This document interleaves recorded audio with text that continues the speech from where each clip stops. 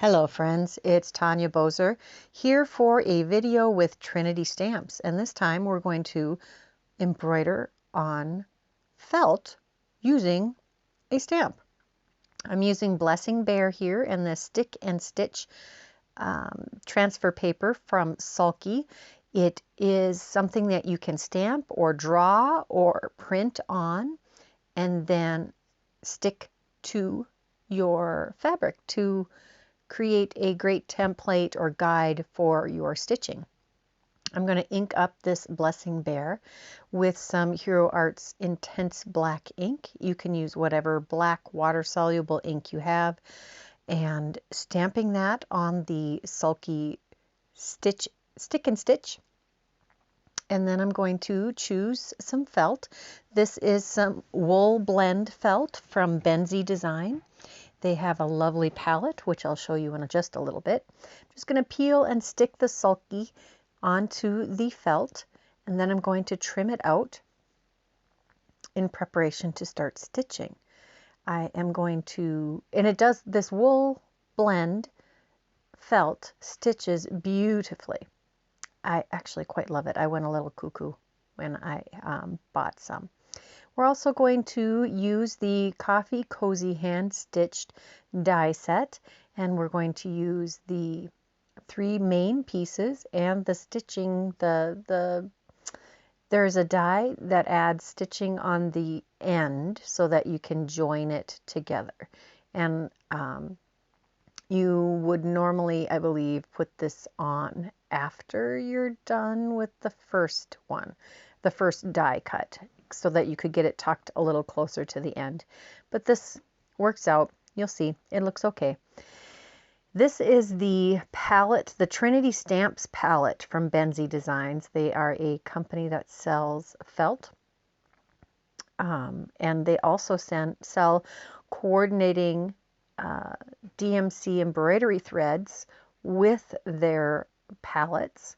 And I took mine and I put them on some spools so that they were all nice and neat and able to be used easily.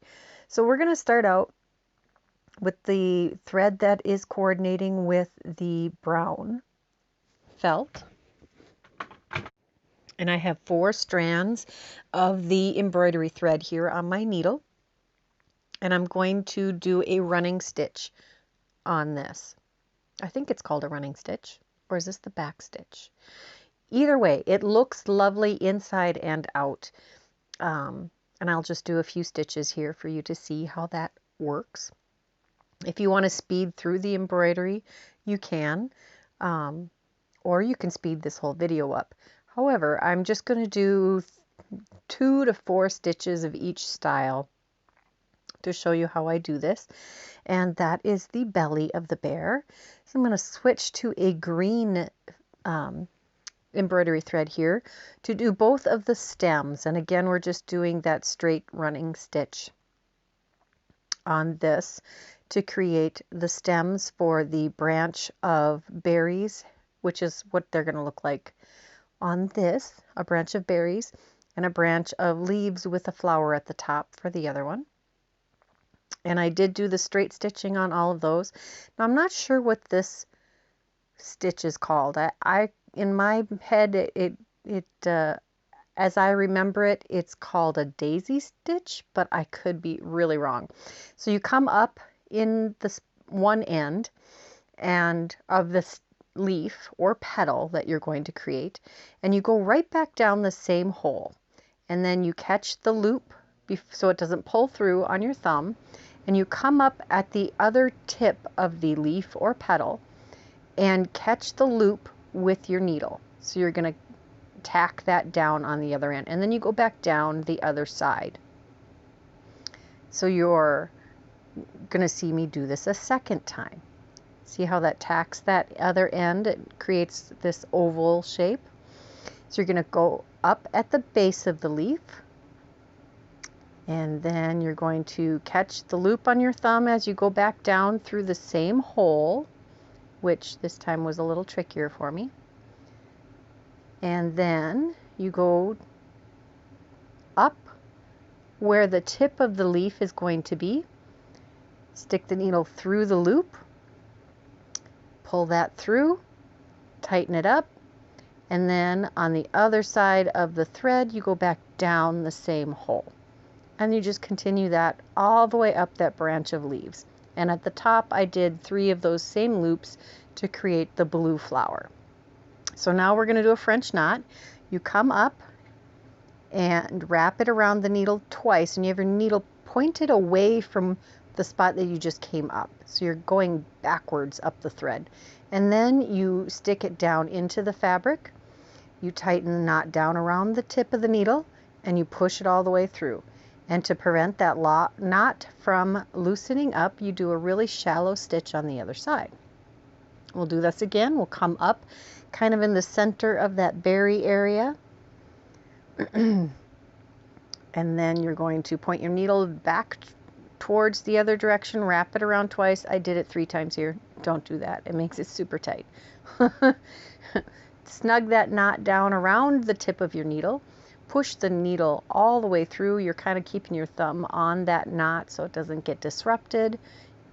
It's not super delicate. As long as you remember to point your needle away from the fabric when you're wrapping it around the thread, you will have this knot work. If you try to do it without paying attention to which direction you're winding that needle, you're going to have some troubles. So there's the berries and the flower and the leaves. And for the ear, I'm using a pink thread, and we're doing a satin stitch. So that's basically doing a varying length stitch really close together so it creates a solid area. Now, I do keep catching the tails of my knot, and they keep pulling through, so I have to keep pulling them back to the back of the bear. And we'll just do, I think it took me maybe 5 or 6 stitches per ear to get that all filled in. And this whole bear took me probably maybe an hour to stitch. That's including stitching it to the coffee cozy. So I'm going to use the coordinating die, and it cuts through this like butter. And I do cut 2 for the front and the back because we're going to sandwich the bear over the coffee cozy. Look at that. Then that'll hide any of the stitching, and it'll just look super good. So this is where that wonderful dissolvable sulky stuff comes in handy. So you just stick it in some water, cold water, and this is after less than a minute. It pretty much all dissolves. So I'm going to take this to the kitchen sink and use my sprayer to get the rest of it off. And then I just need to let it set to dry. You don't want to use any heat setting to make it dry faster because the wool will shrink. And I had pre-shrunk all of this felt so that it wouldn't shrink in different ways. That's a sewer. All of us people who sew a lot, you always wash your fabric first because you want it to all shrink the same way, or be all shrunk so that when it doesn't get washed in the future, it shrinks in the same way. So I'm going to use some craft tacky glue to hold this in place while I am stitching the scalloped edges to the top and bottom of the coffee cozy. And it doesn't take much, just a little bit. It looks like I'm squeezing that bottle really hard. I'm not. I'm just squeezing it enough to get a little tiny bit out. And I'm going to use that to tack these pieces on so they don't slip, and I don't need any pins. It's super easy. I really love this technique. I'm going to use a coordinating darker gray thread for this. This light gray, and that is 4 threads again also. This light gray felt is not from that Benzie palette. It is from another company, but I think it is exactly the same felt. They probably buy them from the same manufacturer. And I think I got the gray one off of Amazon, probably. Anyway, we're going to do this running stitch again through the across both the top and the bottom, and that goes pretty quickly. I won't make you watch the whole thing. Just going up one hole and down the first hole. That creates a lovely stitch. So I've got the bear all stitched. I've got the coffee cozy edges put together. We're going to use some more of the tacky glue to tack that to the excuse me, the coffee cozy.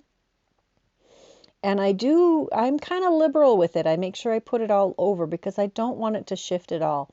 This is going to take a little time to do the whole bear, and there's a whole lot of flipping it back and forth involved. And I really don't want it to slip and be crooked because I don't like having to tear stitches out. That's no fun. I made sure I found the center of the coffee cozy before I started. And I'm just tacking that down. Now I'm going to press that firmly so it has a good contact with all of the areas that it needs to stick to. And I'm making sure the edges at the top and the bottom, over the ears and the feet, all match up, giving those a good squeeze. And I'm going to use 2 threads of the embroidery thread here. And I've already tied a knot in the end. And I'm going to start over here. I'm going to make sure that the knot is tucked inside so it doesn't show at all. I'm going to make sure those ends are tucked in. So I'm going to go down to start my first stitch. And now each time I make a stitch from the back, I'm going to make sure I take a peek at where I'm poking the needle in. And I'm going to go a little ahead of that last stitch and make sure that it comes through in the spot that I want it to on the front. And again, we're going to do a running stitch. I wasn't sure. I thought I might do a whip stitch on this, but I think I like the border that it creates here on this one. So just going to continue to stitch around. I am flipping it over on the back, making sure that I am a fairly even distance away from that previous stitch, coming up and then going back to the last hole and down. And that creates a lovely solid stitching front and back. If someone's looking at the back, it still looks lovely. Now we need to join the 2 ends to make this a circular tube to fit on a coffee cup.